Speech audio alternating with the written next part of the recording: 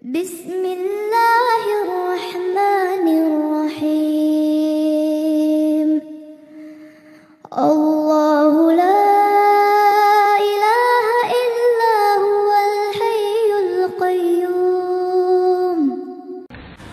Pembahasan pada malam hari ini melanjutkan pembahasan yang kemarin, masih seputar huru-hara hari kiamat.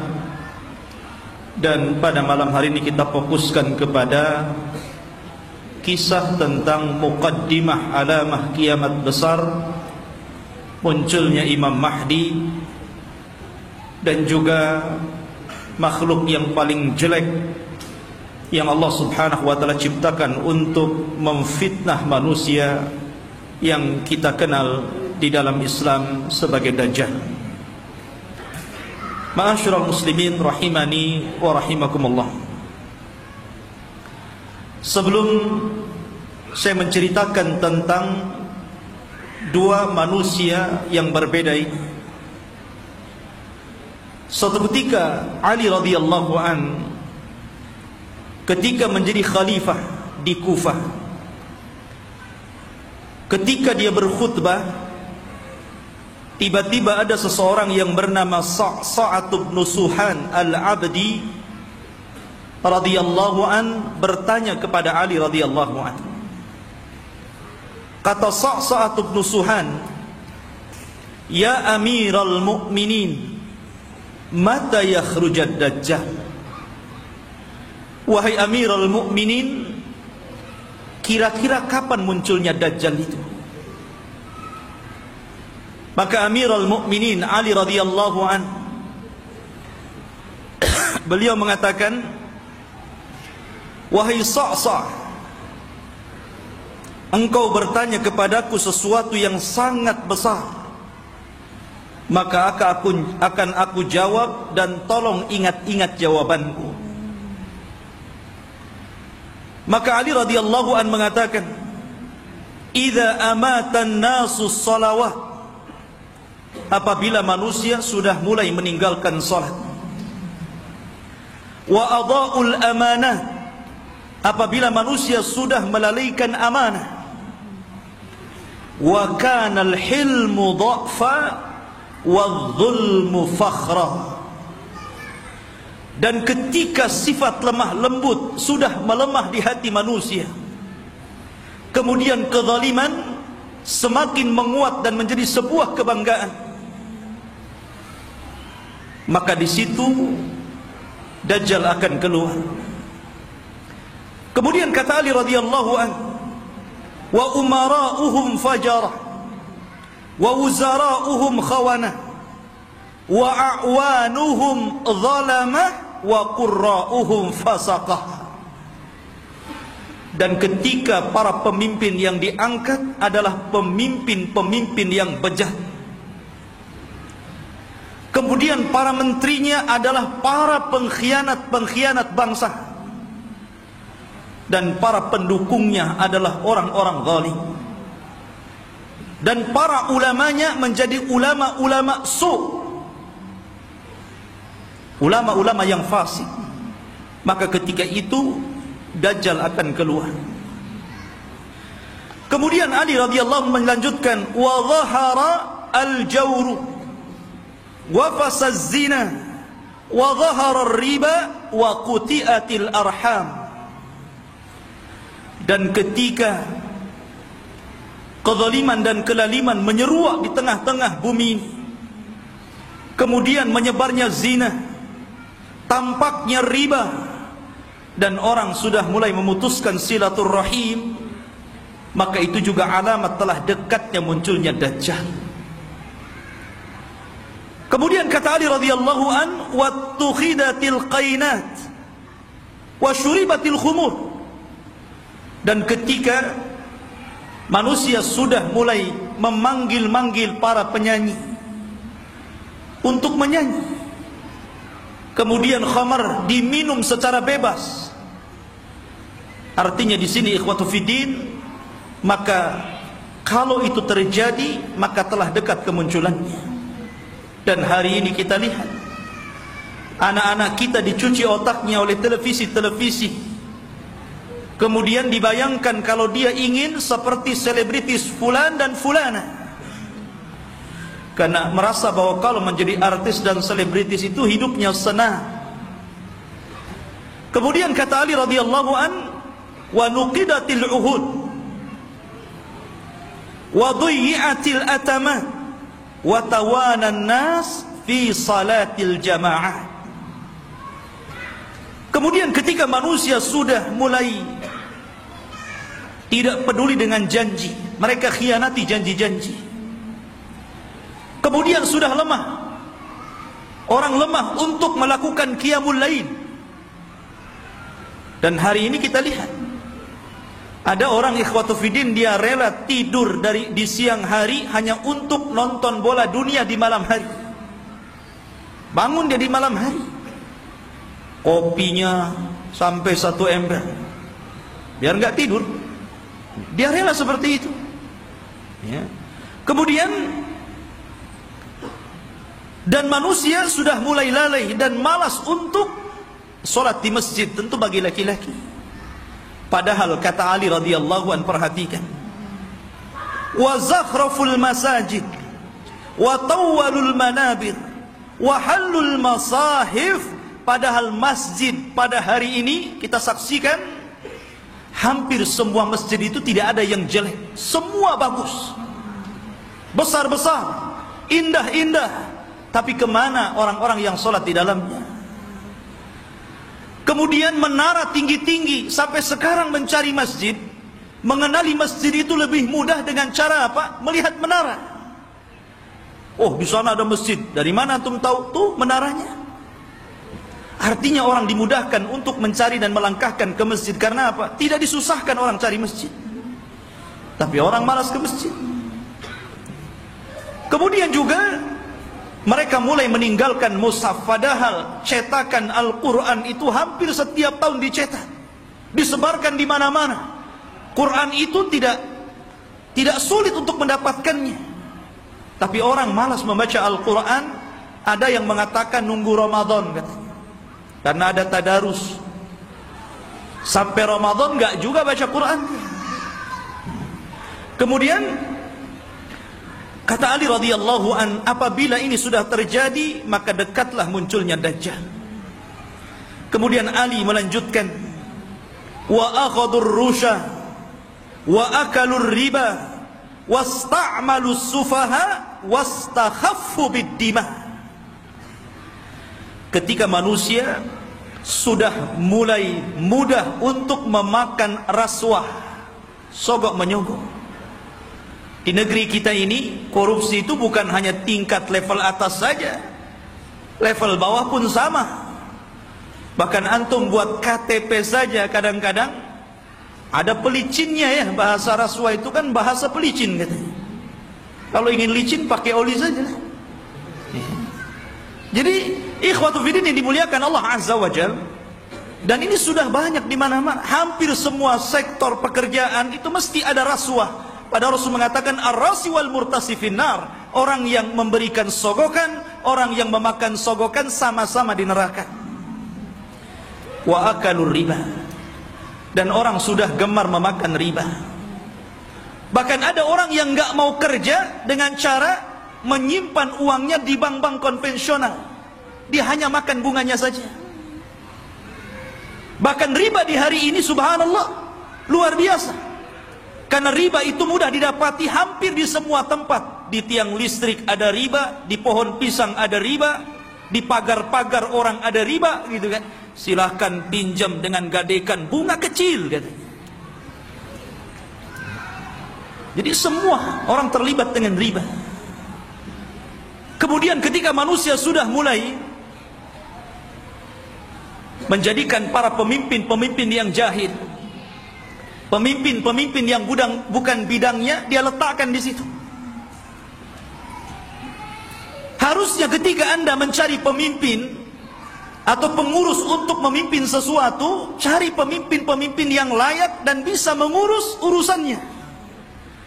Contoh saja umpamanya, yang paling mudah pesantren ataupun yayasan. Kadang orang-orang mencari pemimpin yang bukan orang-orang ahli agama. Macam mana orang yang bukan ahli agama memimpin pesantren yang notabene di situ diajarkan Al-Quran dan Sunnah? Jadi apa itu pesantren jadinya? Ini okelah pesantren-pesantren. Lah yang lebih dari itu seperti kepala desa, lurah, camat, bupati, sampai kepada presiden. Ketika manusia sudah melalaikan itu, dan mereka juga menganggap remeh persoalan darah. Kalau orang sudah menganggap remeh persoalan darah, ikhwan, maka itu alamat telah dekat keluar Dajjal. Anda bisa saksikan hari ini di medsos, setiap hari kita mendengar ada orang yang membunuh dan ada orang yang dibunuh. Sampai sering saya katakan, orang yang membunuh bingung kenapa bisa membunuh, orang yang dibunuh lebih bingung lagi, kenapa Anda membunuh saya? Apa alasan saya Anda bunuh?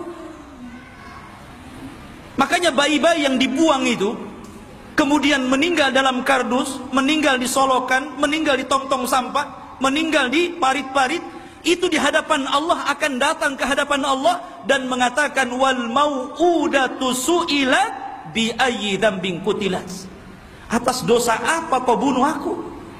Aku ini salah apa? Aku masih kecil, aku tidak mendolimi siapapun, aku masih fitrah. Kenapa aku dibunuh? Kemudian kata Ali radhiyallahu anhu, kalau sudah seperti ini, dekatlah munculnya Dajjal. Kemudian kata Ali radhiyallahu anhu, wa ba'ud dina bid dunya. Dan ketika manusia sudah mulai menjual agama dengan murahnya urusan dunia.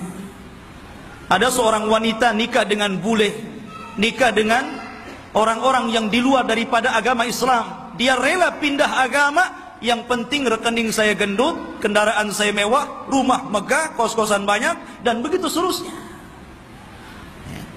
Kemudian kata Ali radhiyallahu anhu, wattajaratil mar'atu ala zawjiha hirsan ala dunya. Diperhatikan ibu-ibu.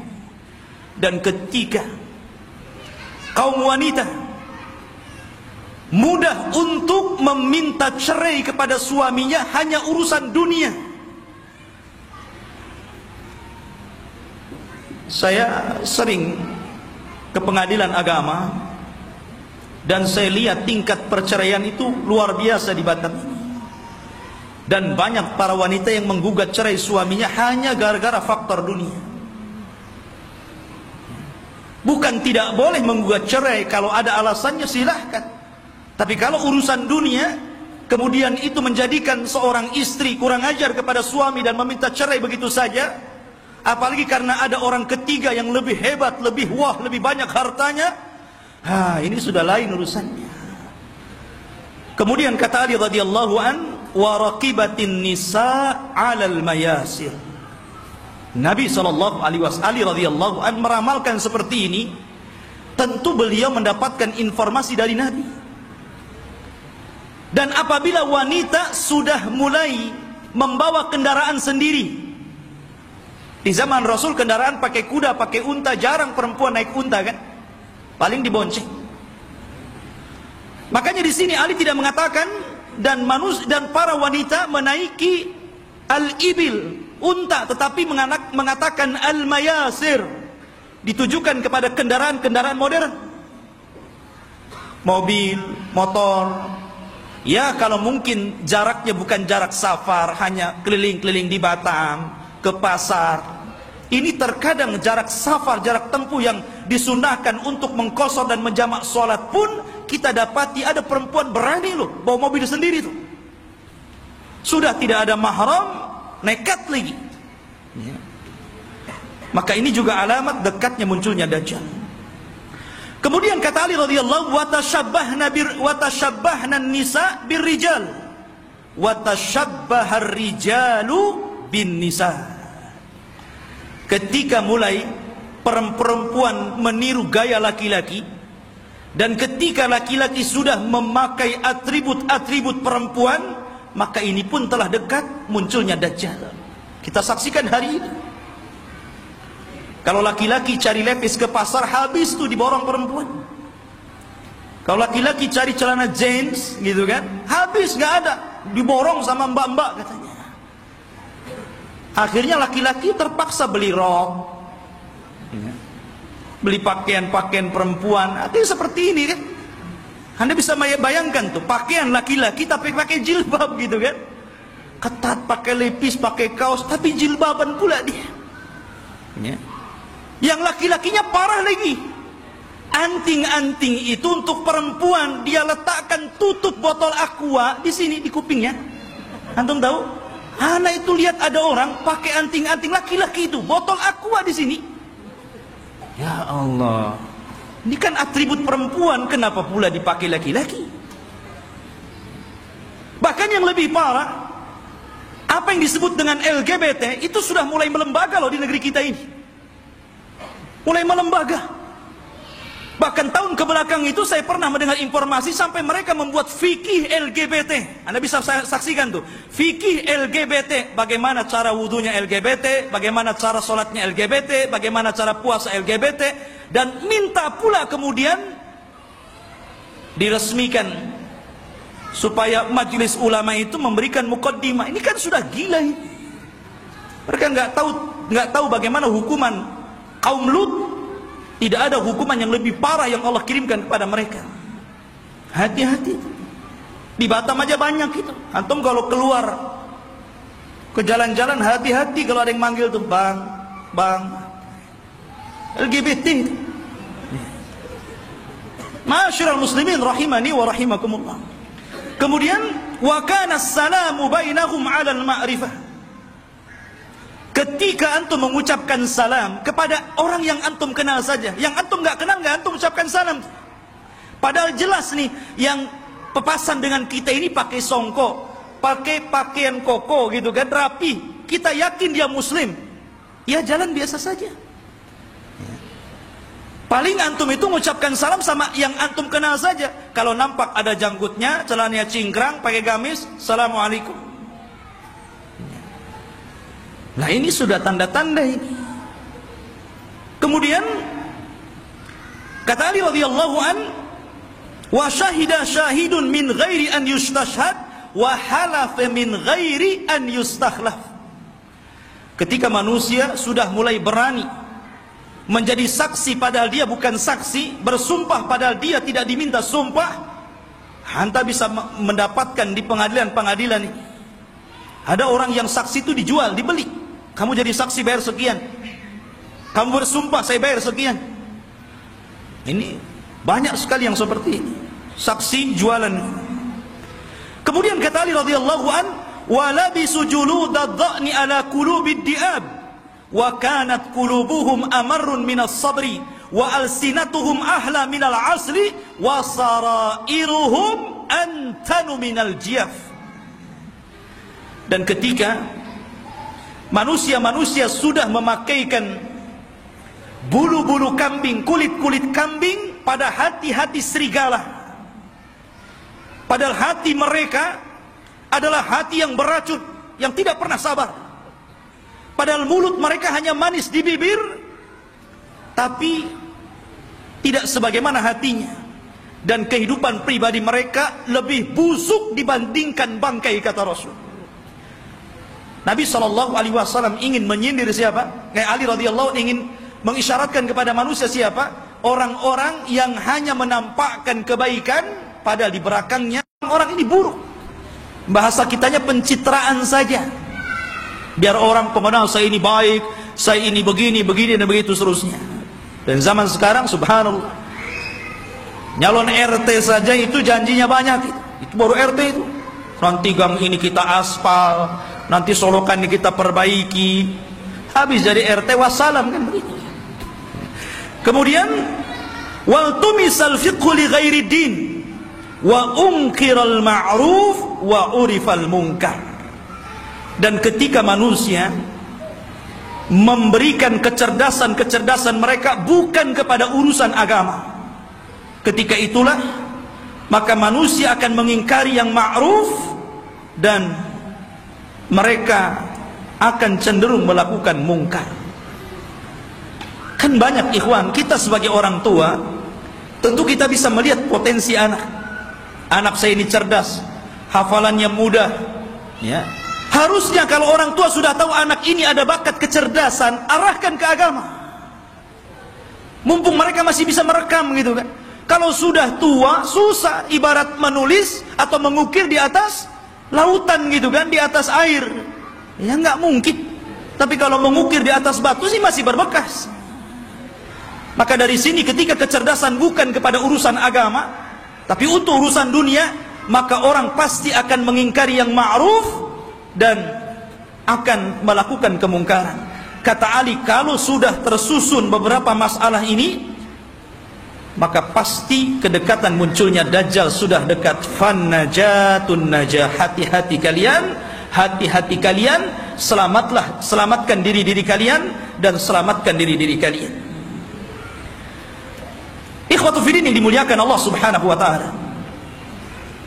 Kita tahu bahwa ketika fitnah sudah menyebar di sana dan di sini, apa yang saya katakan tadi, dan hampir semua yang dikatakan Ali radhiyallahu an berlaku. Dan itu kita saksikan bermunculan setiap hari, dan Anda bisa saksikan di medsos-medsos yang kita lihat setiap hari. Apa yang disebutkan Ali itu bermunculan tuh satu-satu. Lah ketika ini sudah terjadi, maka muqaddimah alamat kiamat besar akan muncul. Apa muqaddimah alamat kiamat besar? Khurujul Mahdi, keluarnya Imam Mahdi. Ini yang kita akan bahas. Ma'asyiral muslimin rahimani wa rahimakumullah. Kita tahu bahwa kemunculan Imam Mahdi dan kemunculan Dajjal itu hampir beriringan. Imam Mahdi dulu, baru kemudian Dajjal. Dan Nabi SAW mengatakan Dajjal tidak mungkin keluar kecuali ala khiffatin minad din wa qillatin minal ilmi.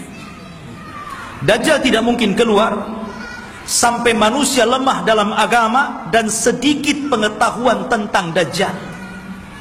Ketika orang sudah tidak berkhutbah lagi menceritakan tentang Dajjal, ketika pengajian sudah tidak disinggung lagi tentang bab Dajjal, ketika orang-orang sudah tidak peduli dengan kisah-kisah Dajjal, maka ketika manusia lalai, muncullah makhluk yang jahat ini. Ma'asyiral muslimin rahimani wa rahimakumullah. Pada minggu yang lalu sedikit saya akan ulas sebelum kemunculan Imam Mahdi. Nabi SAW mengatakan Imranu Baitil Maqdis kharabu Yathrib. Apabila pusat kekuatan kaum muslimin sudah dipusatkan di Baitul Maqdis, di Yerusalem, alhamdulillah, kita bersyukur kepada Allah Subhanahu wa taala. Allah telah menggagalkan keinginan barat untuk memindahkan Israel Raya di tengah-tengah kota Yerusalem. Ini sebuah nikmat. Tapi walaupun kemudian terjadi, maka itu adalah alamatul qiyamah. Itulah yang memang akan berlaku di akhir zaman. Berarti kalau ini berlaku, tanda-tanda itu semakin dekat dan dekat. Kata Nabi SAW, apabila seluruh kaum muslimin dari belahan dunia sudah mempusatkan kekuatan mereka di Yerusalem, tepatnya di Baitul Maqdis, kharabu Yathrib. Ketika itu kota Yathrib, kota Madinah dan Mekah akan ditinggalkan manusia. Padahal Mekah dan Madinah itu ketika itu dalam posisi sebaik-baiknya ekonomi, tapi akan ditinggalkan dan akan berhijrah ke Baitul Maqdis. Wa kharabu Yathrib khurujul malhamah. Dan ketika Yathrib roboh, Madinah roboh, kosong, tidak ada orang karena hijrah semua ke Syam, maka ketika itu muncullah malhamatul kubra, perang besar. Malhamah itu diambil dari kata-kata lahmun. Lahmun itu artinya daging. Kenapa kemudian peperangan disangkut pautkan dengan daging? Karena ketika itu peperangan, setelah orang melakukan peperangan dengan alat-alat canggih, maka alat-alat itu kemudian dimusnahkan, maka kembali peperangan menjadi peperangan kembali ke alat-alat tradisional. Boleh jadi mungkin diawali dengan perang nuklir dulu, karena masing-masing negara punya nuklir gitu kan. Masing-masing negara punya rudal, punya senjata hebat. Boleh jadi mukaddimah peperangan ini dilakukan dengan cara perang teknologi dulu. Setelah kemudian hancurnya negeri-negeri, senjata pun sudah tidak ada lagi, hanya bangkai-bangkai besi-besi tua. Disitulah kemudian peperangan akan kembali ke perang tradisional.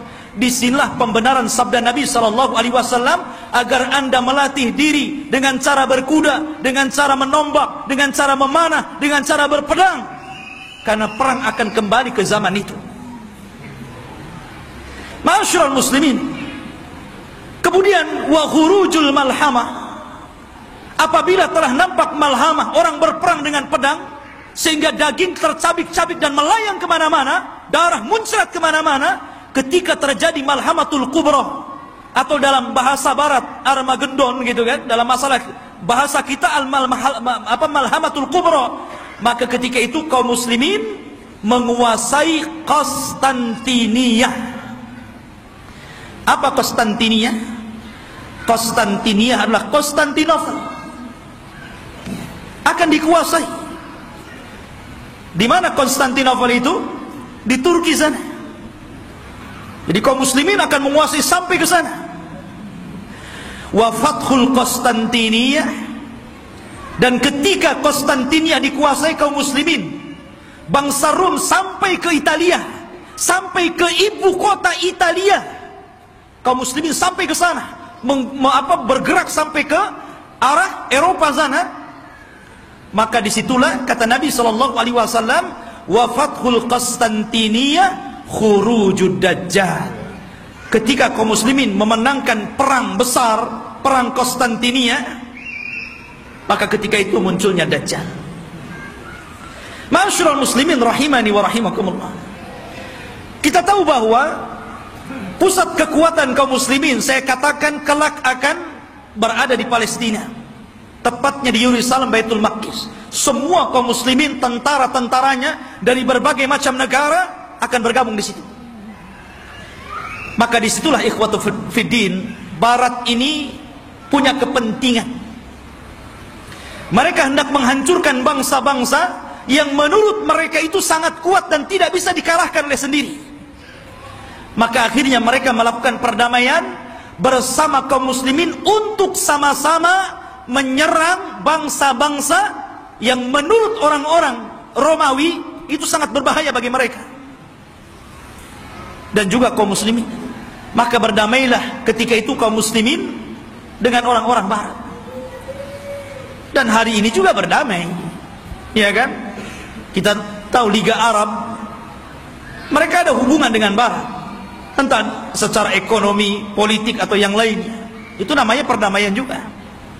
Tapi di akhir zaman, yang namanya perdamaian itu tentu setelah adanya peperangan. Kalau tidak ada peperangan, mau damai apa? Perang dulu baru damai. Ya.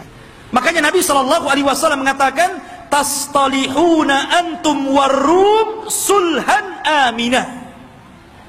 Kalian kaum muslimin di akhir zaman akan berdamai dengan orang-orang Nasrani, orang-orang Romawi. Dan ketika itu orang-orang Romawi aktsarun nas, orang yang paling banyak pasukannya. Mereka tuh banyak sekali. Cuman masalahnya, kalau memang orang-orang Nasrani itu mereka kuat, kenapa tidak langsung menyerang kaum muslimin? Karena kaum muslimin itu walaupun sedikit ditakuti oleh orang-orang kafir. Lihat di zaman Rasul, perang Badar, 300 melawan 1.300, menang. Lihat perang Mu'tah. Antum tahu perang Mu'tah? Perang Mu'tah itu perang di mana kaum muslimin berhasil memerangi orang-orang Romawi. Nabi menulis surat kepada Raja Romawi. Suratnya itu dirobek, utusannya dibunuh.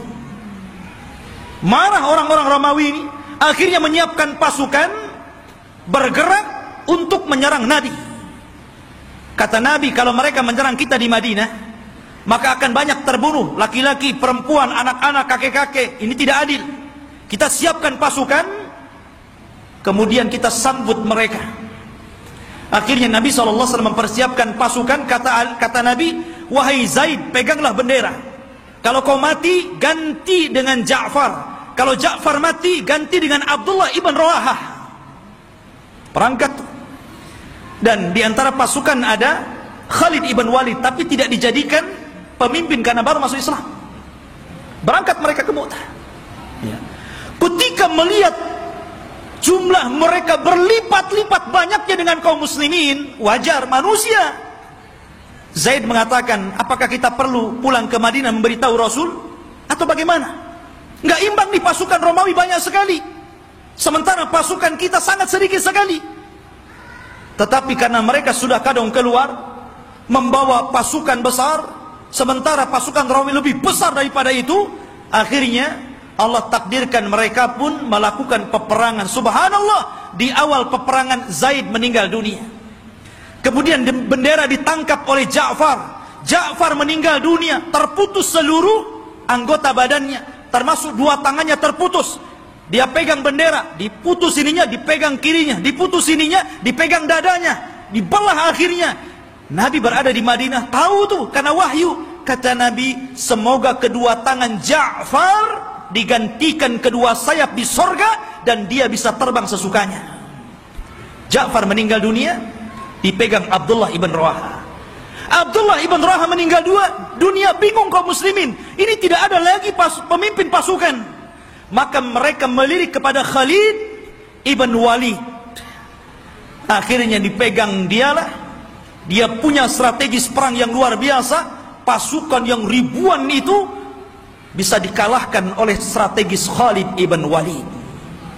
Sampai ada seorang Romawi bertanya kunci kemenangan kepada Khalid.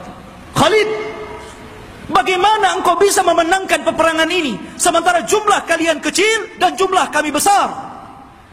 Kemudian Khalid memberikan kuncinya.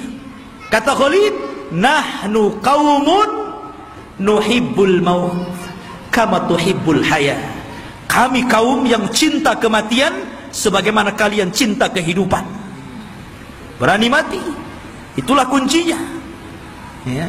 Ma'asyiral muslimin rahimani wa rahimakumullah. Lah, perang ini akan berlaku kelak di akhir zaman. Tetapi orang-orang Islam akan bergabung dan melakukan perdamaian bersama orang-orang Romawi, kemudian akan menyerang sebagian. Ada yang memprediksi maksudnya yang diserang adalah negara-negara yang mereka berada di benua Asia. Ya, mungkin Cina, mungkin Korea, mungkin negara-negara, kita tidak tahu, Allahu a'lam. Karena Rasul tidak menyebutkan negara mana yang diserang. Rasul hanya mengatakan watagzuna aduwan min waraihim. Kalian akan berperang dengan musuh dari belakang kalian. Tidak disebutkan siapa mereka. Tetapi perang ini adalah gabungan pasukan kaum muslimin dan Romawi menyerbu negara itu dan dimenangkan. Ketika dimenangkan ini akhirnya saling mengklaim. Kata orang Nasrani, ini kemenangan kami. Kata orang Muslim, tidak, ini kemenangan kami. Sehingga muncullah satu orang Romawi, satu orang Salibi mengatakan, ghalabas salib, ghalabas salib, ghalabas salib. Sungguh kami salib yang menang. Kami salib yang menang. Kami salib yang menang. Datanglah seorang Muslim mengatakan, balillah ghalab. Bahkan Allah yang memenangkan perang ini. Akhirnya saling berdebat. Terjadilah perkelahian. Maka sang salib, orang Nasrani, dibunuh kaum muslimin. Dari sinilah orang-orang Romawi berkhianat. Berkhianat. Padahal mereka tertulis melakukan perjanjian itu 10 tahun. Ada yang mengatakan di tahun ketiga, ada yang mengatakan di tahun kelima, mereka berkhianat.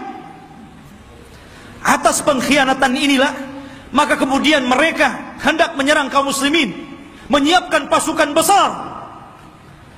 Dan kaum muslimin butuh pemimpin untuk melawan Romawi.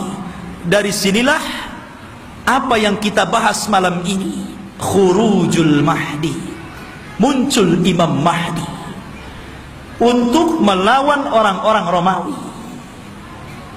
Ma'asyiral muslimin rahimani wa rahimakumullah. Kalau kita cerita Al-Mahdi Al-Muntadhar, Imam Mahdi yang kita tunggu-tunggu kemunculannya, Nabi SAW menyebutkan sifat-sifatnya. Kenapa Nabi SAW menyebutkan sifat-sifatnya? agar supaya tidak ada orang yang mengaku sebagai Imam Mahdi. Kan disebutkan sifat-sifatnya. Anda tidak bisa tahu-tahu saya Imam Mahdi. Kayak di Indonesia ini ada satu orang, satu waktu dia ngaku Imam Mahdi, satu waktu ngaku Nabi, satu waktu ngaku Nabi Isa. Hebat. Dan itu hanya ada di Indonesia. Ya. Siapa dia? Lia Aiden. Antum pernah kenal kasusnya Lia Aiden? Sampai di penjara. Rupanya anaknya juga ngaku Nabi. Lihat masyarul muslimin. Dan itu hanya ada di Indonesia. Ya. Belum lagi di Jawa Barat. Ada orang namanya Cecep. Orang Jawa Barat kan Cecep tuh namanya. Aja Cecep. Ya. Ngaku Nabi juga. Nabi Cecep namanya. Nabi Cecep, subhanallah. Ya. Kemudian belakangan ada namanya Ahmad Musaddiq.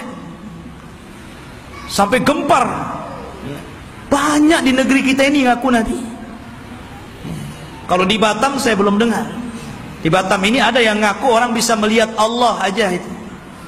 Tapi bayar 500 katanya. Ya. Jadi intinya bahwa Imam Mahdi ini dijelaskan sifatnya, dijelaskan tanda-tanda kemunculannya, dan dia disabdakan Nabi SAW, laulam yabqa minad dunya illa yaumun, kalaulah usia dunia ini hanya tinggal satu hari saja, la tawwalallahu dzalikal yaum, pasti Allah akan lamakan hari itu selama-lamanya, hatta yab'atsa rajulan min ahli baiti, sampai Allah akan utus seorang laki-laki dan dia keturunanku, yuwatiu ismahu bi ismi wa isma abihi bismi abi, di mana nama dia sama dengan namaku Muhammad, bukan Lia. Bapaknya Abdullah, bukan Aiden. Jadi Muhammad bin Abdillah Al-Hasani, keturunan Hasan, Al-Alawi, keturunan Ali. Artinya dia keturunan cucu Rasul, Hasan bin Ali. Dan ini Imam Mahdi ahli sunnah. Berbeda dengan Imam Mahdi Syiah. Mereka menganggap Imam Mahdi Syiah itu keturunan Husain. Namanya Muhammad juga, tetapi Muhammad Hasan Al-Ashkari namanya. Katanya waktu kecil disembunyikan di satu tempat di gua di daratan Irak, namanya Sirdab. Jadi ada satu gua Sirdab, di situ ada lubang kecil, kemudian orang ngeker ke dalam gitu kan, dan mengetuk-ngetuk pintunya, ukhruj ya Mahdi, ukhruj ya Mahdi. Itulah orang Syiah. Setiap hari ada yang menggedor-gedor pintu, keluar wahai Mahdi, keluar wahai Mahdi. Ya enggak keluar, enggak ada Mahdinya. Ya. Masyarul muslimin rahimani wa rahimakumullah. Maka Al-Mahdi itu keturunan Hasan. Maka yang disebutkan oleh banyak para ulama, salah satunya Syekhul Islam Ibn Taimiyah, kemudian juga muridnya Al-Imam Ibnul Qayyim rahimahullahu ta'ala, ketika menjelaskan tentang kenapa Imam Mahdi keturunan Hasan, karena Allah memuliakan Hasan ketika dia menyerahkan kekuasaan kepada Muawiyah untuk menjaga darah kaum muslimin, maka keturunannya Allah muliakan akan menjadi imam yang belum sempat dicicipi oleh nenek moyangnya Hasan bin Ali. Padahal Hasan bin Ali sudah jadi presiden di zaman itu, tapi cuma 6 bulan saja melihat ada gelagat pergerakan kaum muslimin pembela Ali akan perang lagi dengan Muawiyah, dia tidak mau ada pertumpahan darah. Akhirnya dia ngalah, dia yang menyerahkan kekuasaan kepada Muawiyah, engkau saja yang jadi raja, yang jadi rakyatnya. Akhirnya bersatulah kaum muslim karena kerendah dirian Hasan inilah, maka Allah muliakan Hasan. Maka dari keturunan Hasan inilah lahir di akhir zaman Al-Mahdi Muhammad ibn Abdullah Al-Hasani Al-Alawi rahimahullahu ta'ala. Kok rahimahullah ta'ala belum muncul, afwan ya. Hafizahullahu ta'ala. Taib Qutufidin yang dimuliakan Allah subhanahu wa ta'ala, beliau dilaqabi Al-Mahdi. Al-Mahdi artinya orang yang diberikan petunjuk. Dan dia Allah perbaiki dalam satu malam. Dia tidak tahu kalau dia akan jadi pemimpin. Dia seorang thalabul ilmi, ahli ibadah. Dia tidak tahu kalau dia akan diangkat. Tiba-tiba ketika dia dari Madinah ke Mekah untuk haji gitu kan, orang-orang memandang bahwa dia itu ada kelainan.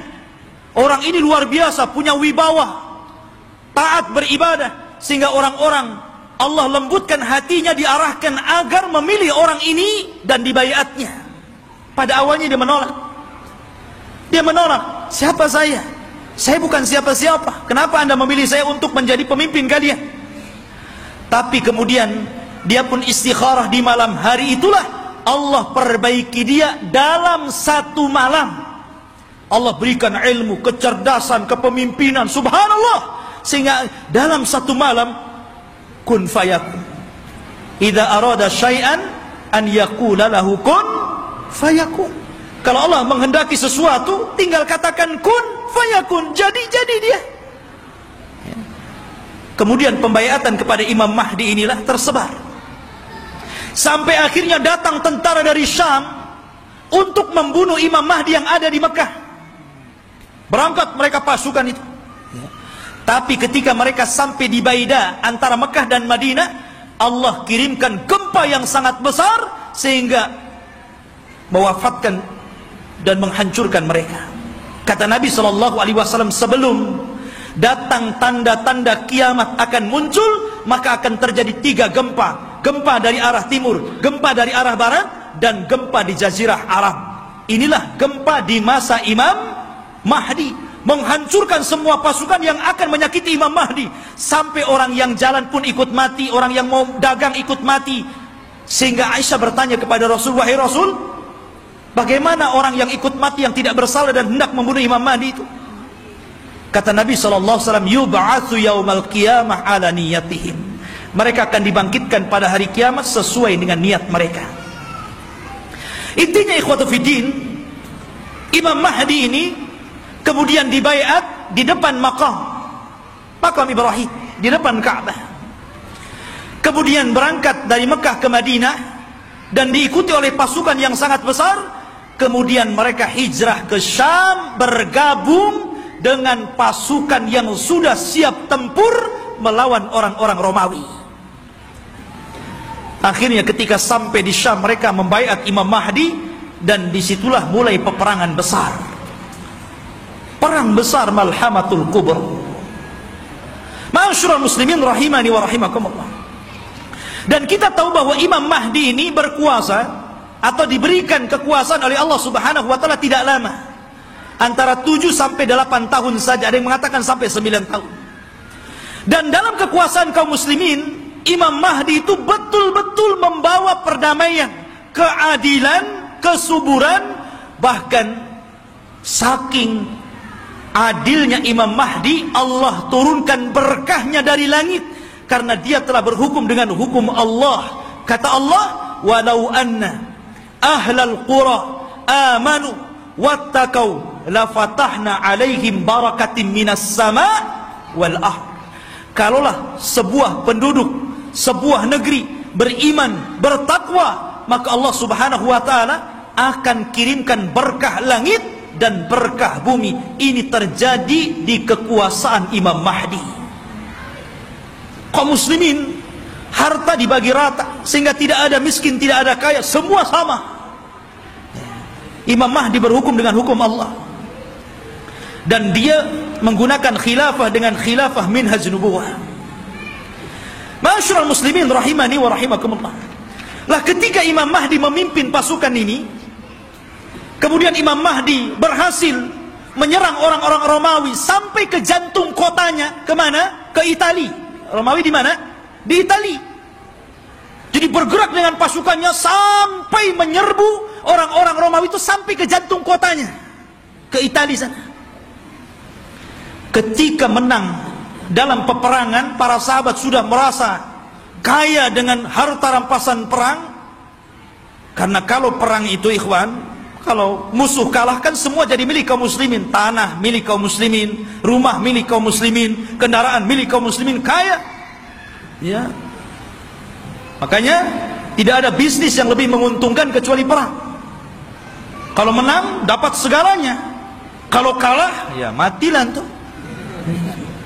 Artinya di sini ikhwatu fiddin yang dimuliakan Allah Azza wa Jalla, maka ketika sudah sampai dimenangkan itu, mereka berada di Eropa, itu berada di Italia, dan dimenangkan kaum muslimin, maka mereka sedang beristirahat di bawah pohon zaitun sambil menggantungkan pedang-pedang mereka, menunjukkan perang hari itu bukan dengan rudal, bukan dengan nuklir, tapi kembali ke pedang, kembali ke panah, kembali ke tombak, kembali ke kuda, kembali ke unta, persis di zaman Rasul. Disitulah syaitan datang, kemudian berteriak bahwa Dajjal telah muncul di Syam dan membawa pasukan dan akan masuk ke rumah-rumah mereka. Oh, mendengar itu, maka Imam Mahdi mengutus 10 orang yang berkuda. Kata Nabi SAW, aku kenal siapa nama-namanya, aku kenal bagaimana kudanya, dan mereka adalah sebaik-baik penunggang kuda pada hari itu. Rasul yang mengatakan. Jadi mereka diutus Rasul untuk membenarkan apakah kedatangan Dajjal itu memang ada ataukah hanya isu. Jadi 10 orang ini yang sudah dijanjikan oleh Nabi SAW, kelak Imam Mahdi akan mengutus 10 orang. Rasul tahu namanya, Rasul tahu kudanya, dan mereka adalah penunggang-penunggang yang terbaik ketika itu. Berangkatlah 10 orang ini ke Syam. Rupanya tidak benar, tidak ada pasukan Dajjal yang akan menyerbu rumah-rumah mereka. Tapi memang pada hari itu Dajjal muncul. Dajjal muncul pada hari itu, tapi tidak menyerang rumah-rumah mereka. Sehingga mereka bergerak tuh, pasukan kembali ke Syam. Disinilah bermula kisah Dajjal. Bicara tentang Dajjal, ikhwatu fiddin yang dimuliakan Allah Subhanahu wa ta'ala, Dajjal itu adalah makhluk Allah Subhanahu wa ta'ala. Dia bukan Tuhan. Dia adalah keturunan dari Bani Adam, bukan setan, bukan jin, bukan juga iblis. Bahkan dia lebih hebat daripada jin, lebih hebat daripada setan lagi. Tapi dia keturunan Bani Adam. Ma'asyiral muslimin, suatu ketika Nabi SAW mendatangi para sahabat. Sahabat sedang bicara tentang Dajjal. Saking banyaknya Rasul membicarakan tentang Dajjal di khutbah-khutbahnya, di majelis ta'limnya, di perang-perangnya, selalu cerita Dajjal, sehingga sahabat menyangka jangan-jangan Dajjal itu ada di kebun kurma Madinah. Ya.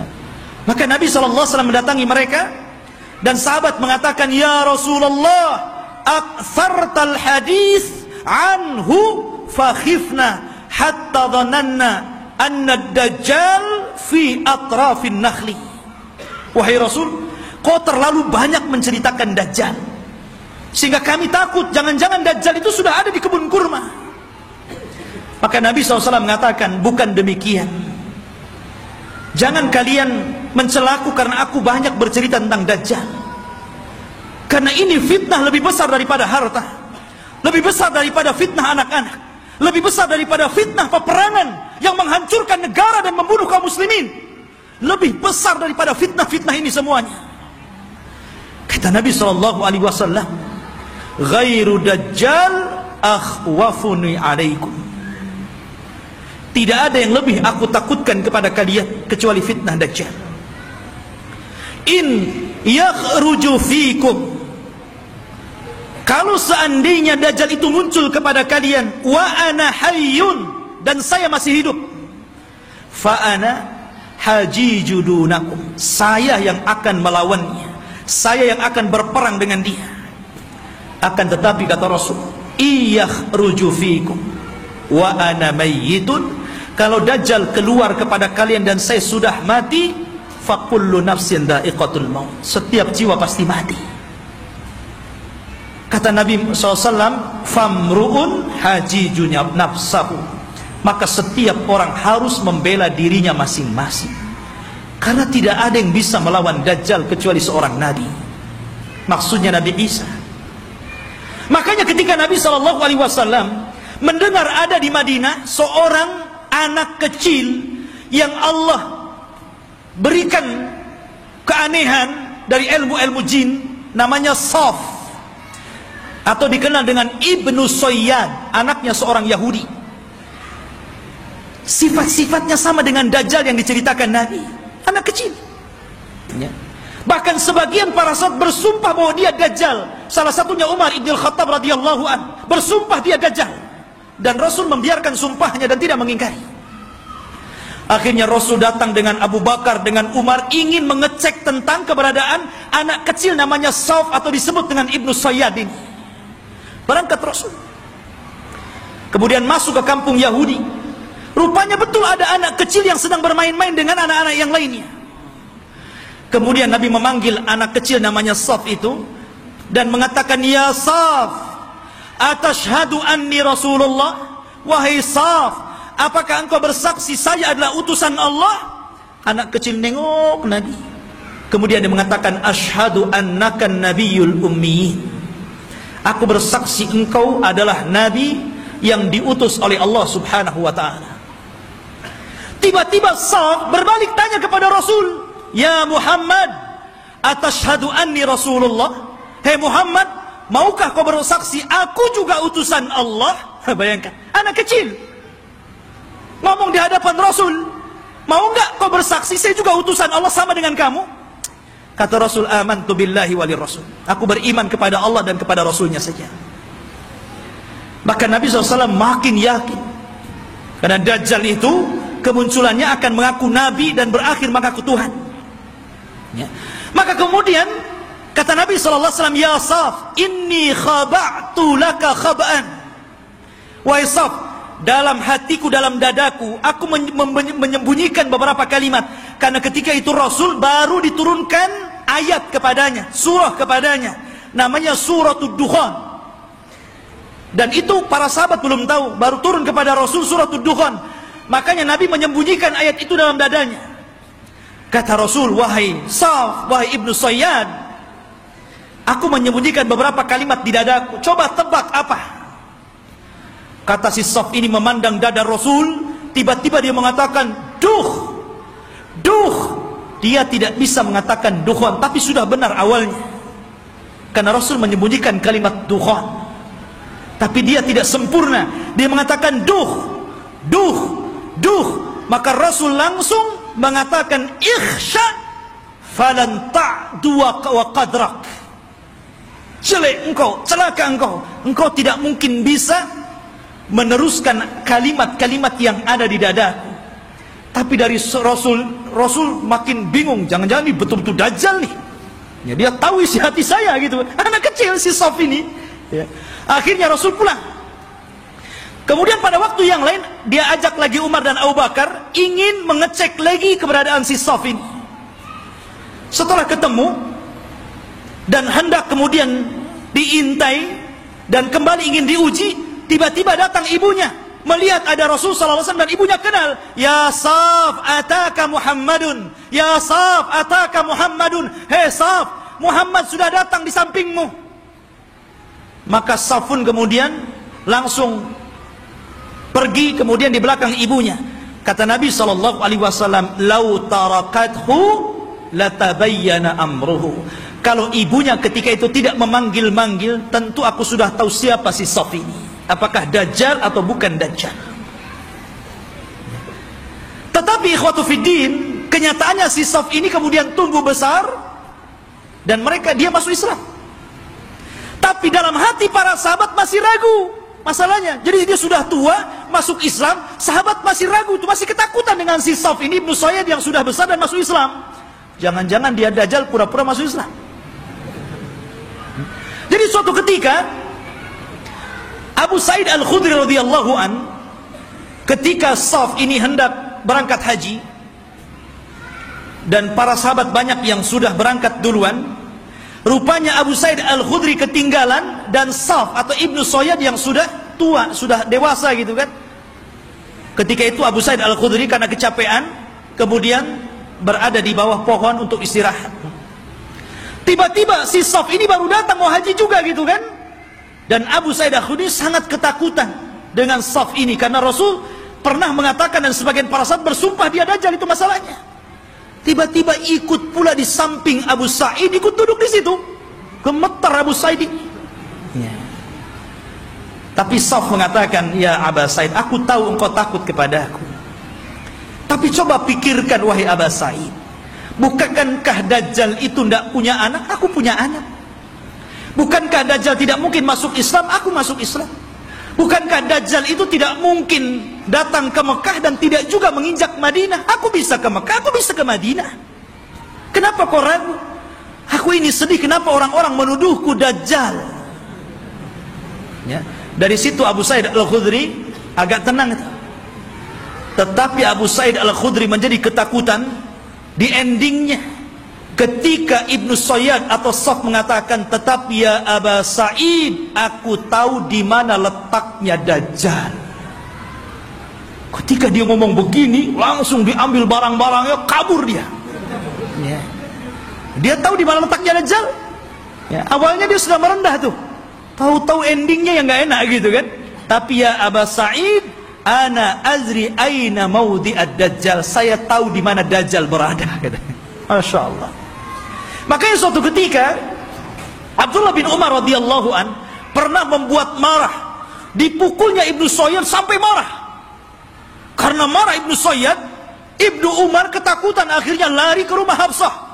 Dia melapor gitu kan, ya Hafsah, saya tadi pukul Saf, Ibnu Sayyad dia marah. Kata Saf, kata saudaranya Hafsah ini, wahai Abdullah bin Umar, kau sudah tahu bagaimana sabda Rasul tentang kemunculan Dajjal. Dajjal tidak mungkin keluar kecuali karena kemarahan yang sangat besar. Hati-hati kamu. Ya. Dari situ ikhwatu fillah yang dimuliakan Allah Azza wa Jalla, sehingga para ulama ini mengatakan Saf ini Dajjal atau bukan. Tetapi pendapat yang kuat, boleh juga dia Dajjal, tapi Dajjal min Dajjajin.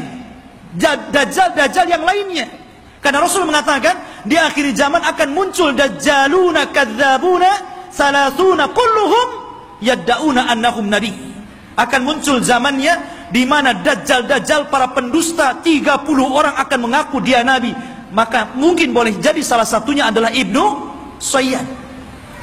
Karena Ibnu Sayyad tidak dikisahkan meninggalnya, tiba-tiba dia hilang begitu saja. Ya. Ma'asyiral muslimin, ataupun mungkin dia jasus, mata-matanya Dajjal, kita tidak tahu. Tapi yang jelas Dajjal itu sudah ada. Di zaman Nabi SAW sampai ada kisah yang luar biasa dari seorang sahabat namanya Tamim ibnu Aus Ad-Dari. Tamim ibnu Aus Ad-Dari ini masuk Islam belakangan, 2 tahun sebelum wafatnya Rasul. Di tahun ke-9 Hijriah dia baru masuk Islam. Dan dia seorang pelaut. Jadi suatu ketika Tamim Ad-Dari ini banyak berjasa juga dalam Islam, walaupun dia tidak lama berjumpa dengan Rasul, tapi dia orang yang menerangi masjidnya Rasul dengan pengalamannya, dan dia pula yang membuat mimbar Rasul. Ini Tamim ibnu Aus Ad-Dari. Ya. Jadi suatu ketika sebelum dia masuk Islam, dia berlayar ke lautan. Tidak tahu di laut mana, karena kemunculan Dajjal itu tidak jelas. Cuman Rasul mengatakan dari arah timur kota Madinah. Ketika Rasul, apakah di laut Syam? Tidak. Apakah di laut Yaman? Tidak. Lalu di mana? Dari timur Madinah. Dari timur Madinah, yang mungkin mengarah ke Irak, ke Iran begitu kan. Karena Dajjal juga akan muncul di situ. Jadi Tamim ibnu Aus Ad-Dari ini berlayar. Tiba-tiba diombang-ambingkan dengan 30 awaknya. Kemudian terdampar di satu tempat, semuanya hutan belantara. Ada yang mengatakan di laut Yaman. Jadi ketika dia merasa, ini saya sudah mati atau belum? Rupanya belum mati. Maka dengan pasukannya masuk ke dalam hutan. Di tengah hutan dia mendapatkan satu binatang, subhanallah, nggak tahu belakang, nggak tahu depan, karena buluan semuanya, berbulu dari atas ke bawah. Dan itu makhluk yang pertama kali dijumpai oleh Tamim Ad-Dari. Gimana nggak takut? Nggak pernah melihat makhluk seperti itu. Maka dengan ketakutannya dia mengatakan, siapa kamu? Ya. Kata Tamim Ad-Dari, kaget loh, ini binatang tak bisa ngomong. Ya, dia mengatakan kami dari Arab. Terus balik nanya, siapa kamu? Ana jassasa. Jassasa itu artinya jasus, mata-mata. Maksudnya mata-matanya. Ya. Maka kemudian siapa jassasa? Jassasa tidak mengatakan. Jassasa hanya mengatakan, engkau sudah ditunggu orang. Dia sudah lama bertahun-tahun mencari kabar, ternyata orang yang ditunggu sudah datang. Datanglah kau ke salah satu gubuk atau rumah besar yang ada di tengah hutan. Kau temui dia. Dia sudah lama menunggu kalian. Berangkatlah Tamim dan 30 awaknya ke tempat yang diisyaratkan makhluk tadi. Rupanya ada. Masuk ke dalam rumah, ada orang yang diborgol tangannya, diborgol kakinya, diborgol lehernya. Tiba-tiba mengatakan kepada orang ini, dari mana kalian? Maka Tamim dengan ketakutan mengatakan, nahnu minal Arab, kami dari Arab. Ha, kalian dari Arab? Taib, saya akan bertanya kepada kalian, bagaimana kondisi kebun kurma Baisan? Kebun kurma Baisan, ya, ma'ruf, ya, kurmanya dulu sangat luar biasa. Kata Tamim dari subhanallah, kebun kurma Baisan itu kebun kurma yang kualitasnya tinggi, berbuah terus, tidak pernah nggak berbuah, saking suburnya. Maka Rasul mengatakan sebentar lagi tidak ada kurmanya. Kata para peneliti, hampir sudah 100 tahun yang silam dari sekarang ini sudah tidak berbuah lagi kurma-kurma yang ada di Baisan itu. Kemudian kata orang ini mengatakan, bagaimana kabar tentang telaga yang ada di Tobariyah, telaga Tobariyah. Dan telaga Tobariyah itu telaga yang dijadikan orang-orang Israel untuk diambil air minum bersih mereka. Apakah nyusut atau tidak? Kata dia, oh masih banyak airnya. Dan katanya hari ini saya baca di Google itu, ya bisa percaya bisa tidak Google. Kalau ingin yakin antum ke sana saja, ke Israel. Ya. Katanya sudah surut hampir 30-40% airnya. Artinya apa yang dikatakan orang ini menjadi sebuah kenyataan. Kemudian kata orang ini mengatakan, bagaimana kabarnya Ainuz Zughar? Ainuz Zughar, mata air Zughar itu mata air bersih yang biasa diambil minum dan untuk perairan ladang, dan itu berdekatan dengan Bahrul Mayyit, ya, dengan laut mati. Laut mati yang dulu kaum Lut diadab, kemudian ditimpakan dan sekarang jadi laut mati. Lah, Ainuz Zughar itu ada di sekitar itu.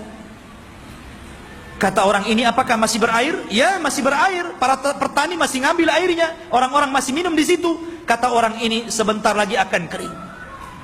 Kemudian orang ini bertanya, apakah sudah tampak Nabi utusan Allah, Nabi Arab? Kata Tamim Ad-Dari, dia sudah sampai di Madinah, berhijrah dari Mekah. Apakah orang-orang membenarkan dan mendustakan? Iya, ada yang membenarkan, ada yang mendustakan. Kata Dajjal, sebaik-baik manusia adalah orang yang mengikuti dia. Dajjal saja nyuruh kita ikut Nabi, ya. Dia mengatakan apa? Sebaik-baik orang adalah ikut dia. Dajjal tuh, ya. Sekarang yang bukan Dajjal tidak mau ikut Nabi, nggak mau juga nyuruh orang ikut sunnah Nabi. Ada orang ikut sunnah Nabi dikatakan Wahabi, ya kan? Ma'asyiral muslimin rahimani wa rahimakumullah.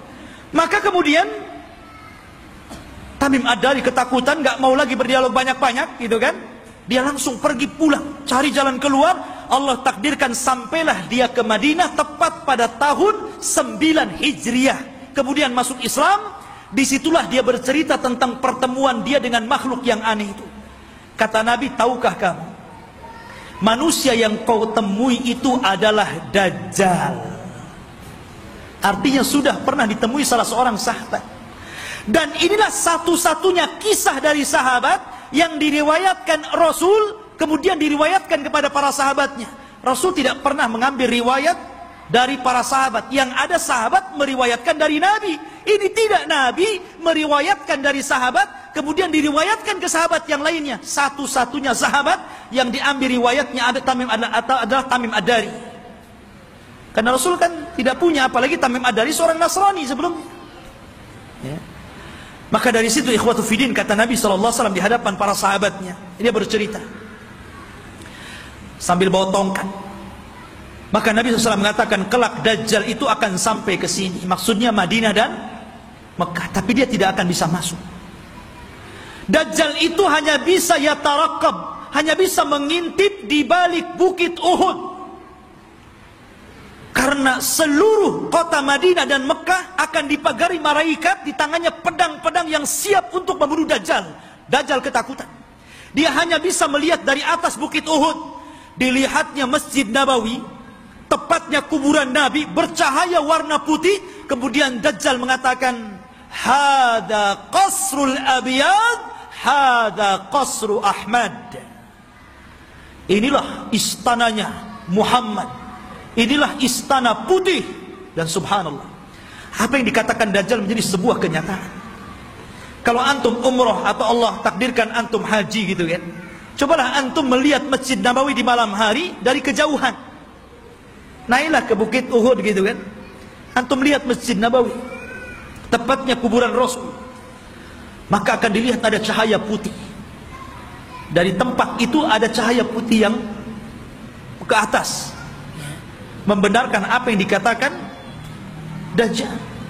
Dan Dajjal tidak akan sanggup masuk ke kota ini, maksudnya kota Madinah, sambil memukul-mukul, hadhihi tayyibah, hadhihi tayyibah, hadhihi tayyibah, kata Rasul.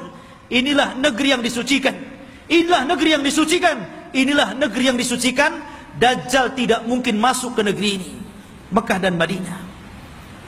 Makanya di zaman itu salah satu tempat yang aman dari Dajjal, berangkatlah antum ke Mekah dan Madinah.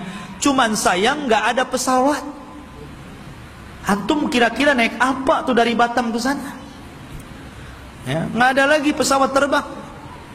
Ya, mungkin belum sampai dah mati antum di jalan. Ya. Jadi khotbah yang dimuliakan Allah Azza wa Jalla, kata Nabi SAW ketika bicara Dajjal, beliau mengatakan,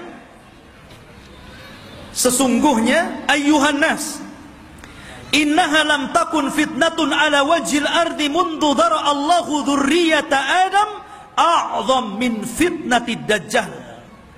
Wa inna Allah lam yab'ats nabiyyan illa hadzara ummatahu Dajjal wa ana akhirul anbiya wa antum akhirul umam. Wahai manusia, tidak ada satupun fitnah yang lebih dahsyat ketika Allah menciptakan anak Adam dibandingkan fitnah Dajjal. Karena andailah seluruh dukun-dukun yang ada di dunia dikumpulkan, kemudian melakukan kontes sihir, maka sihir mereka jauh di bawah sihir Dajjal. Nggak ada dukun, walaupun satu dunia melawan Dajjal, nggak akan bisa dilawan. Sihirnya luar biasa. Ya, itu dukun tuh memang luar biasa sihirnya. Diberikan oleh Allah Azza wa Jalla kekuatan sehingga orang mudah untuk percaya bahwa dia Tuhan kita. Itu masalahnya. Kalau tukang sihir itu kan ma'ruf di zaman Nabi Musa. Justru ketika Nabi Musa menampakkan mukjizatnya, semua tukang sihir beriman kepada Musa, walaupun belakangan dibunuh semua oleh Fir'aun. Tapi mereka orang yang dimasukkan ke dalam sorga padahal tidak pernah sujud kepada Allah sedikit pun, karena beriman kepada Musa. Ya. Lah kata Nabi SAW, sejak zaman Adam dilahirkan dan anak cucunya sampai hari ini, tidak ada fitnah yang lebih besar daripada fitnah Dajjal. Dan tidak ada satupun Nabi yang Allah utus kecuali memperingatkan umatnya tentang kemunculan Dajjal. Nabi Syuaib memperingatkan umatnya tentang kemunculan Dajjal. Nabi Saleh, Nabi Yakub, Nabi-Nabi yang lainnya, Nabi Ibrahim, Nabi Sulaiman, Nabi Daud, dan seluruh para nabi, mereka mengingatkan tentang kemunculan Dajjal. Kalau seluruh para nabi dan rasul mengingatkan akan kemunculan Dajjal, termasuk juga Nabi kita Muhammad SAW, maka cukuplah ini bukti bahwa fitnah Dajjal itu sangat dahsyat, karena seluruh para nabi memperingatkannya.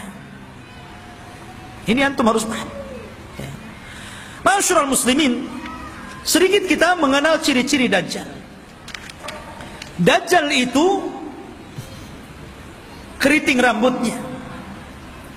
Bukan berarti yang keriting dia Dajjal.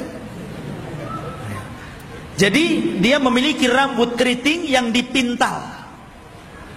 Makanya Dajjal itu kusut sekali mukanya. Ya kan? Jadi antum tahu orang-orang yang keriting habis dikeriting dipintal lagi.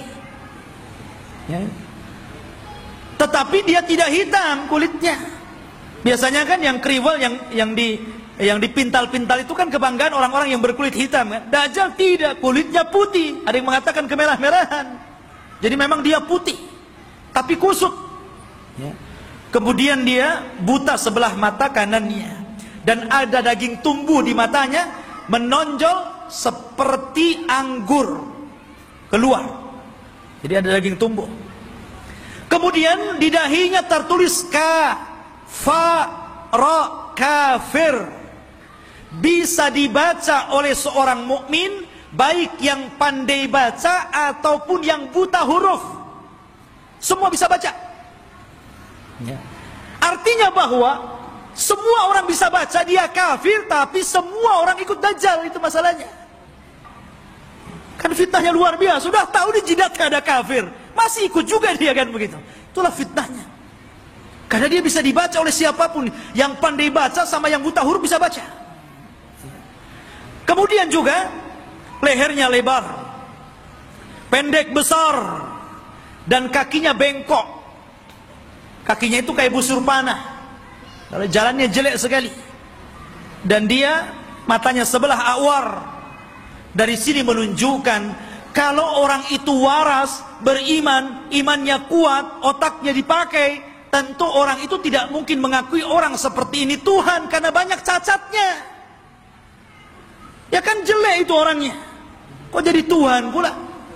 Ya, dan mengaku ana rabbukum, saya Rabb kalian.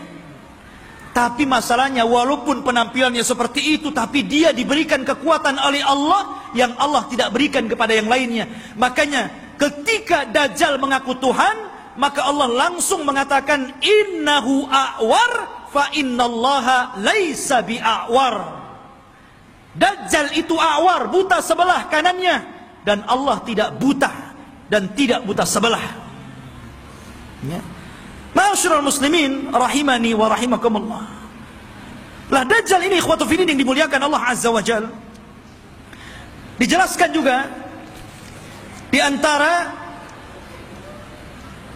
fitnah-fitnahnya secara umum, karena waktu juga yang terus berjalan. Di antara fitnah-fitnah Dajjal yang paling besar adalah mengaku nabi. Kemudian setelah itu mengaku Tuhan. Ini fitnah yang paling besar. Fir'aun ngaku Tuhan, gak punya kesaktian. Makanya tidak banyak orang yang ikut Fir'aun. Itu karena takut saja nggak mengakui Fir'aun itu Tuhan kan gitu.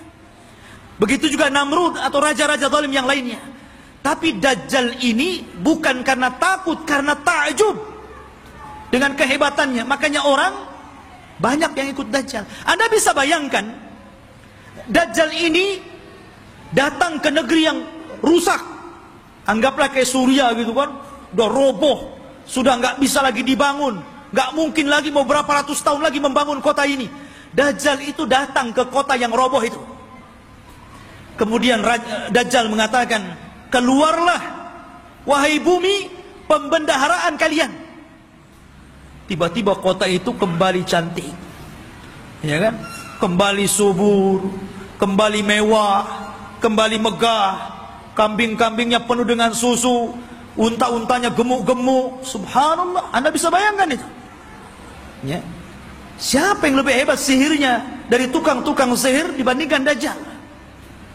Dan sebaliknya, kalau ada kota bagus, subur, banyak ternaknya, kemudian Dajjal lewat, kemudian tidak beriman kepada Dajjal, langsung ambruk, langsung gersang, langsung pada mati, gitu kan? Subhanallah. Ya. Seperti ini fitnahnya. Bahkan suatu ketika Dajjal ini mendatangi sebuah perkampungan, kemudian mengatakan, bagaimana kalau kuhidupkan keluarga kalian? Apakah ibu kalian, apakah anak yang kalian cintai, atau siapalah terserah di antara keluarga kalian, siapa yang mau kuhidupkan, kuhidupkan. Tapi syaratnya setelah itu beriman bahwa aku Tuhan kalian. Wah, orang kampung keluar semua tuh. Maka yang ingin ibunya dihidupkan, kata Dajjal, ditunjuk kuburan ibunya itu. Maka setan datang, fatamassala lahu ummu. Kemudian berubah menjadi seolah-olah ibunya, seolah-olah anaknya, seolah-olah suaminya, seolah-olah bapaknya, seolah-olah kerabat-kerabatnya. Akhirnya mereka pun berkumpul, kemudian memeluk apa suaminya, istrinya, ibunya, macam-macam, dan mengatakan kepada keluarganya, ikutilah orang itu karena dia adalah Tuhan. Nah, lihat. Seperti itu, nggak ada tukang sihir yang bisa kayak gini, kecuali Dajjal. Ya. Sampai suatu ketika dia hendak mendatangi Mekah dan Madinah, Dajjal memukulkan kakinya beberapa kali, pukulan terjadi gempa. Akhirnya seluruh orang kafir dan munafik yang ada dalam Madinah keluar semuanya. Ketika itu ada anak muda yang kuat imannya menantang Dajjal. Dia cari Dajjal di kerumunan pasukannya yang diikuti 70 orang-orang Asfahan, Yahudi Asfahan. Dan mereka menggunakan selendang-selendang yang hari ini orang-orang Yahudi memakainya, toyalis. Selendang yang dipakai di bahu-bahu mereka itu, toyalis namanya. Ya. Lah kemudian anak muda ini ditangkap oleh tentara Dajjal. Kemudian ditanya, mau kemana mau kamu? Saya mau ketemu rajamu Dajjal. Di mana dia? Akhirnya dihadapkan. Kemudian Dajjal memerintahkan pasukannya untuk memukuli. Habis dipukuli dihadapkan kepada Dajjal. Kemudian Dajjal memerintahkan algojonya untuk menggergaji. Digergaji jadi dua tuh, dari atas kepala pertengahannya sampai ke muka sampai ke belah jadi dua. Habis belah jadi dua, Dajjal berjalan di tengah-tengahnya. Kemudian mengatakan kepada pengikutnya, kalau aku hidupkan dia, makin yakin engkau dengan aku bahwa aku Tuhan kalian. Semua mengatakan, ya engkau Tuhan kami. Maka Dajjal mengatakan, kom. Akhirnya jadi satu lagi itu tubuhnya, ya, kayak punya ilmu rawa rontek, ya, jadi satu itu, ya. Kemudian setelah itu Dajjal sudah menghidupkan lagi, semua orang berteriak, antal ilah, engkau adalah Tuhan. Maka Dajjal mengatakan kepada anak muda ini, maukah engkau bersaksi bahwa saya adalah Tuhan kalian? Maka anak muda ini ternyata tidak mengatakan, saya semakin yakin anta Dajjalul kadzdzab. Saya semakin yakin engkau itu Dajjal, pendusta yang disabdakan Rasul sallallahu alaihi wasallam. Oh, marah Dajjal. Akhirnya Dajjal mengambil pisau dan hendak membunuhnya, tapi tidak bisa karena takut kelemahannya diketahui orang-orang. Akhirnya dia pegang tubuhnya dan dilemparkan ke dalam api. Tapi anak muda ini sempat berteriak, engkau tidak akan bisa membunuh kecuali diriku, yang lain tidak bisa. Ya. Ma'asyiral muslimin rahimani wa rahimakumullah. Dari sini menunjukkan bahwa luar biasa Dajjal ini. Lah Dajjal ini akan memimpin pasukan besar. Makanya orang-orang Yahudi mereka bermimpi kalau terbentuk Haikal Sulaiman dan robohnya Masjidil Aqsa, kemudian berkumpulnya pasukan, mereka mengatakan kami sedang menunggu Mesius kami. Mesius itu bahasa mereka, bahasa kita Dajjal. Bahasa kita Dajjal. Makanya kalau kita melihat simbol Zionis itu kan gambar mata gitu. Walaupun Zionis itu sudah tidak asli lagi Yahudi, karena Zionis itu tidak berpegang dengan Taurat, tapi berpegang dengan Talmud. Talmud itu Taurat yang sudah dirobah-robah, yang kemudian menjadi protokoler Yahudi, harus begini, harus begini, harus begini. Itu Talmud, bukan Taurat. Mereka mengklaim saja Taurat, lahirlah agama Zionis ini. Ya. Intinya bahwa kenapa orang-orang Yahudi bermimpi untuk merebut Yerusalem? Ya tadi karena di situ mereka memimpikan bahwa Mesius akan datang kepada mereka dan akan memimpin mereka. Ini dibenarkan dalam Islam. Karena Dajjal itu akan muncul di situ. Dan akan dibunuh juga di situ. Di Babil Lud atau gerbang Lud yang sekarang menjadi kota yang diagungkan orang-orang Israel. Di tengah-tengah Israel, Babul Lud itu, dan Dajjal akan dibunuh di situ. Makanya ikhwatu fillah yang dimuliakan, wajar kalau orang-orang Yahudi berusaha untuk menguasai dunia karena mereka bermimpi bahwa Dajjal akan memimpin mereka. Tapi mereka tidak paham bahwa apa yang mereka mimpikan juga ada dalam Islam, dan kita tidak mimpi, ini sebuah kenyataan bahwa Imam Mahdi akan muncul dan akan menjadi musuhnya Dajjal di akhir zaman dan akan berperang. Cuman karena Rasul yang pernah mengatakan, kalau aku hidup di zaman kalian, aku yang akan menghadapinya, tapi kalau aku mati, tidak ada yang bisa untuk membunuhnya kecuali seorang nabi. Makanya ketika Umar, kembali kepada kisah Ibnu Sayyad, Sauf anak kecil itu, ketika dia meramal apa yang di dada Nabi, Umar mengambil pedang dan mengatakan, da'ni i'adrib unuqah. Rasul, izinkan aku penggal si Ibnu Sayyad ini. Kata Rasul, jangan Umar. Kalau dia dajjal, engkau tidak bisa membunuhnya. Ada orang lain yang akan membunuhnya. Tapi kalau dia bukan dajjal, fala hajata laka biqatli. Tidak ada hajat engkau membunuhnya. Ngapain, biarkan saja dia. Ya. Artinya di sini bahwa terjadinya peperangan pasukan Imam Mahdi dengan dajjal ini tidak seimbang. Karena dajjal ini pasukannya banyak. Bukan pasukan Yahudi Asfahan yang 70.000 saja, tapi akan diikuti oleh tentara-tentara yang sifat-sifatnya persis seperti tentara Mongol. Belum lagi para wanita, belum lagi pasukan-pasukan yang lainnya. Sehingga Imam Mahdi terdesak sampai akhirnya sembunyi di Bukit Saina, di Bukit Tur, berhari-hari, berbulan-bulan sampai habis bekalnya. Ketika pasukan sudah putus asa dan mengatakan, wahai imam, kalau kami terus di sini kami mati kelaparan. Berarti mati kita mati konyol. Ya. Bagaimana kalau kita besok bergerak, kita lawan saja, apa yang terjadi terjadilah. Kan begitu.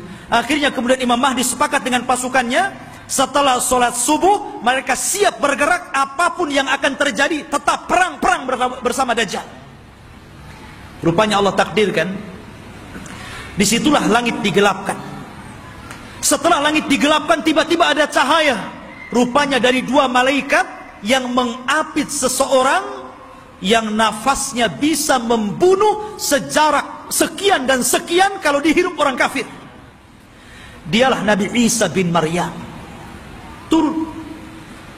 Kemudian turun sampai berada di tengah-tengah pasukan Al-Mahdi Al-Muntadhar. Ketika itu sudah azan dan siap sholat.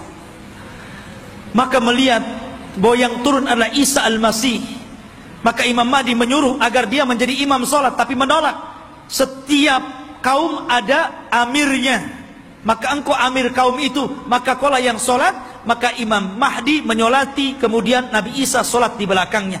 Ini menunjukkan kalau andai kata Isa dan Musa hidup di zaman sekarang, Anda mengikuti Nabi Musa dan Isa, Anda akan sesat. Isa saja sholat di belakang Imam Mahdi, ya, karena tidak berhak menyebarkan agamanya. Maka setelah sholat itulah, subhanallah, Isa mengusap wajah-wajah pasukan Imam Mahdi dan menyebutkan tingkat derajat mereka di sorga. Wallahi, tidak ada manusia yang lebih bahagia dibandingkan orang yang diusap wajahnya oleh Isa, karena disebutkan derajatnya di sorga. Subhanallah. Ya. Dan itulah pasukan yang tersisa. Karena pasukan ini kan ada yang gugur, ada yang melarikan diri. Yang sepertiga pasukan melarikan diri, kata Rasul, yang melarikan diri Allah tidak akan memberikan taubatnya kepada mereka. Yang sepertiga yang gugur, maka kata Rasul, mereka adalah sebaik-baik syuhada. Dan yang sepertiganya yang ikut Imam Mahdi inilah yang terus berperang sampai akhirnya melawan Dajjal. Ketika itu Isa memberikan pilihan dan mengatakan, ukhayyirukum bisalas, aku berikan 3 pilihan kepada kalian. Pilihan yang pertama, kalian tidak usah berperang, di sini saja bersembunyi. Aku akan berdoa kepada Allah, Allah kirimkan gempa sehingga menenggelamkan seluruh pasukan Dajjal Dajjal-Dajjalnya.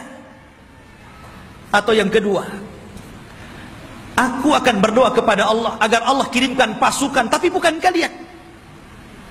Pasukan inilah yang kelak akan membunuh Dajjal, dan kalian tidak perlu capek, sembunyi saja di sini. Atau yang ketiga, besok kita berangkat, saya pimpin kalian, kita lawan Dajjal, dan aku akan berdoa kepada Allah, semoga tangan-tangan Yahudi dan seluruh pengikut Dajjal tidak sanggup mengangkat pedangnya sehingga engkau tinggal mudah menebas lehernya. Yang ketiga yang enak nampaknya, ya. Akhirnya mereka memilih yang ketiga tuh, ya. Diambilnya yang ketiga. Maka setelah sholat subuh, diusap wajah, kemudian disebutkan tingkatannya di sorga. Mereka pun turun, pasukan dari Bukit Saina dipimpin Nabi Isa bin Maryam maka mereka tinggal tebas saja tuh pasukan Dajjal itu. Akhirnya karena terjadi kelemahan, seluruh pasukan Dajjal tunggang langgang, lari ke sana kemari, sembunyi di batu. Batu bisa bicara, hei Muslim, Yahudi di belakang, bunuh dia. Senang, ada dia, bunuh. Gitu kan. Masuk gua ngomong. Masuk pohon ngomong. Tidak ada satupun makhluk kecuali dibuat bicara oleh Allah. Bagaimana Allah hinakan itu? Mereka nggak bisa sembunyi. Mau sembunyi di mana? Semua makhluk Allah bicara. Hei Muslim, ini Yahudi bunuh di sini. Ya. Akhirnya mereka lari ke sebuah pohon yang dijanjikan bahwa pohon itu bisa melindungi mereka. Kata Nabi SAW, kecuali satu pohon, mereka tidak akan bicara. Mereka akan melindungi orang-orang Yahud, dan pohon itu disebut Gharqad namanya. Pohon Gharqad. Makanya sekarang karena hadis ini sudah bocor sampai ke Israel, maka orang Israel membuat perkebunan sehijau-hijaunya dengan pohon Gharqad. Tapi sayang kemarin kebakaran. Nanam lagi. Ya. Mudah-mudahan kebakaran lagi. Ya. Masyaallah muslimin, tetapi dulu saya pernah mendengar ada orang cerita tentang beberapa tokoh-tokoh di Jawa Timur kalau tidak salah. Berkumpul mereka membicarakan tentang fatwa pohon Gharqad. Karena bentuk pohon Gharqad ini hampir mirip dengan cemara. Ya. Sehingga kemudian sebagian mereka mengatakan bahwa jangan-jangan cemara itu adalah Gharqad. Sampai akhirnya ada yang memberikan ide, bagaimana kalau kita tebang semua pohon cemara itu, biar nggak ada orang Yahudi sembunyi di Indonesia katanya. Bukan cemara, bukan Gharqad, ikhwan. Cemara ya cemara, biarkanlah cemara itu untuk penghijauan gitu kan. Ya. Jadi ikhwatu fillah ini dimuliakan. Jadi pohon Gharqad itulah yang tidak akan bicara. Makanya orang Yahudi mengembangkan pohon ini di mana-mana. Tetapi Dajjal berhasil dibunuh oleh Nabi Isa di Babul Lut. Babul Lut, benteng Lut yang sekarang jadi kota di Israel. Disinilah Nabi Isa mampu membunuh Dajjal, memenggal kepalanya, kemudian mengatakan kepada pasukan Yahudi dan Nasrani, inilah kepala kalian, inilah pemimpin kalian, sudah kubunuh. Dari situ mereka menyerah. Lah yang tersisa dari orang-orang ahli kitab, dari orang Yahudi dan Nasrani, akhirnya mereka beriman kepada Allah lewat perantara Isa, tapi bukan ikut agama Isa sebagaimana prasangka Nasrani. Mereka ikut agama Muhammad lewat perantara Isa, dan itu diisyaratkan dalam Al-Quran, wa im min ahlil kitab illa la yu'minanna bihi qabla mautihi. Dan sebagian ahli kitab kelak akan beriman kepada Allah dan agama Muhammad sebelum wafatnya Isa bin Maryam, karena Isa akan berkuasa selama 40 tahun. Rupanya fitnah tidak berhenti. Ya. Nanti kita ceritakan fitnah yang lebih besar, yang lebih hebat lagi. Fitnah yang kita kenal dengan Ya'juj dan Ma'juj. Kisahnya luar biasa. Ya. Kisah Ya'juj dan Ma'juj itu luar biasa sekali untuk kita ceritakan. Dan insya Allah kita lanjut pada minggu depan. Wallahu alam, kita cukupkan sampai di sini, mudah-mudahan ada manfaatnya. Subhanakallah bihamdika, asyhadu an la ilaha illa anta, astaghfiruka wa atubu ilaik. Allahu ta'ala alam. Assalamualaikum warahmatullahi wabarakatuh.